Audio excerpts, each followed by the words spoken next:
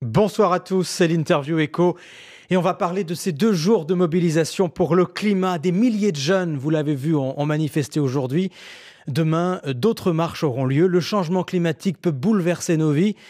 Il a aussi un coût financier. On en parle ce soir avec notre invité Bertrand Labillois. Bonsoir. Bonsoir. Directeur général de CCR, groupe public de réassurance, assureur des assureurs.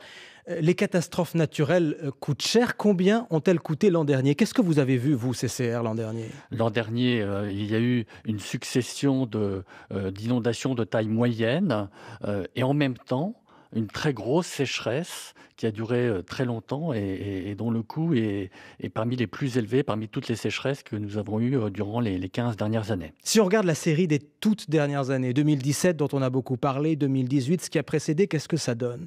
Eh bien, écoutez, on a eu de 2000 à 2015 plus d'une dizaine d'années sans beaucoup de grosses catastrophes. Et puis, on a eu 3 années, 2016, 2017, 2018, assez atypiques, avec une sinistralité très forte, plus de 1 milliard d'euros à l'échelle du territoire, avec en 2016 une crue de la Seine et de certains affluents au centre de la France au mois de juin, ce qui était assez atypique.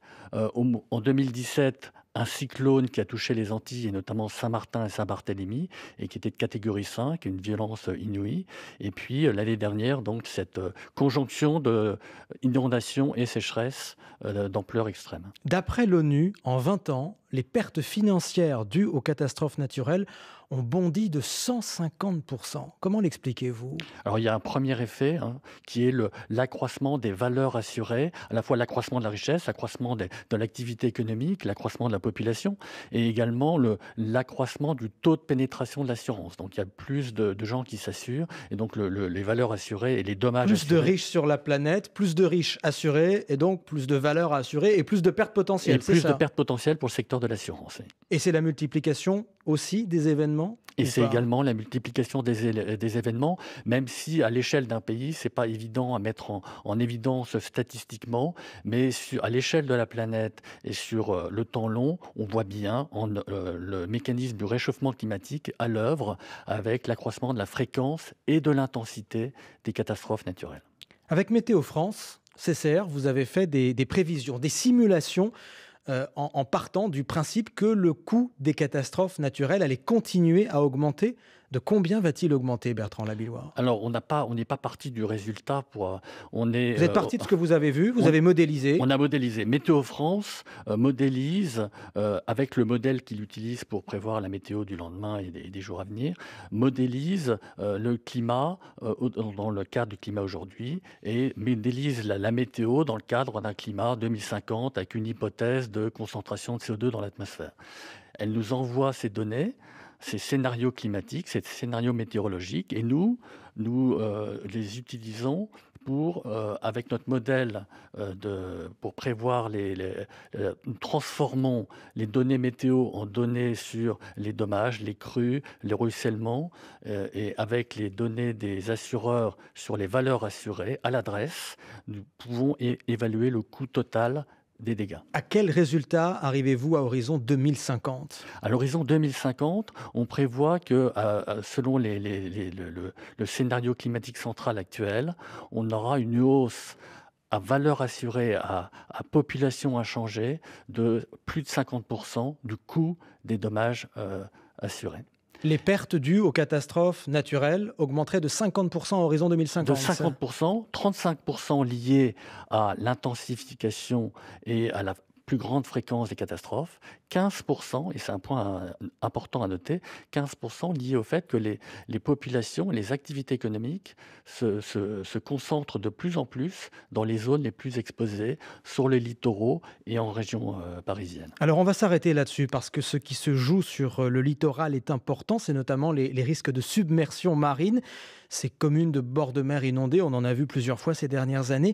Là, les pertes pourraient augmenter, d'après vos estimations, de 80%. 82%. Alors oui, 82% parce que C'est énorme. 80% c'est énorme, mais on part d'un chiffre assez faible de quelques millions, quelques dizaines de millions d'euros. Et effectivement, en fonction du niveau d'élévation de la mer, on pourrait atteindre plusieurs centaines de millions d'euros. Le chiffre que vous indiquez est une valeur intermédiaire, mais ça dépend vraiment et c'est exponentiel avec l'élévation du niveau de la mer. Qu'est-ce que vous allez faire? Est-ce que vous allez interdire le monde de l'assurance aux gens de s'installer au bord de la mer, Bertrand Labillois? Écoutez, la question va se poser, et elle se pose notamment aux Antilles, de savoir où est-ce qu'on peut assurer les gens en fonction de l'endroit où ils habitent. Parce qu'on a tous envie, quand on habite au bord de mer, d'habiter les pieds dans l'eau. Et c'est particulièrement compréhensible hein, s'agissant des activités touristiques, les hôtels, les restaurants. Et en même temps, et surtout aux Antilles, ça expose d'autant plus au risque de submersion en cas de tempête ou en cas de cyclone. Est-ce que les assureurs pourraient cesser complètement de couvrir certains territoires, certaines activités, notamment en bord de mer?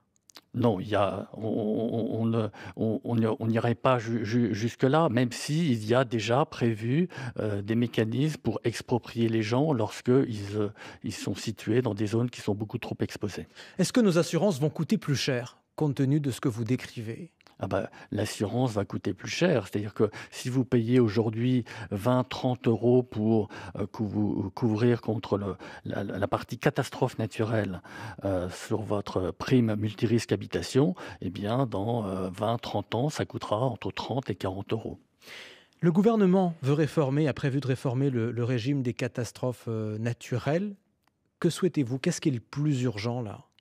Bah, il y a 3 choses. La première, c'est effectivement de Brièvement, hein, parce que l'heure tourne. brièvement, améliorer le dispositif d'indemnisation pour que les gens soient indemnisés, mieux et plus rapidement.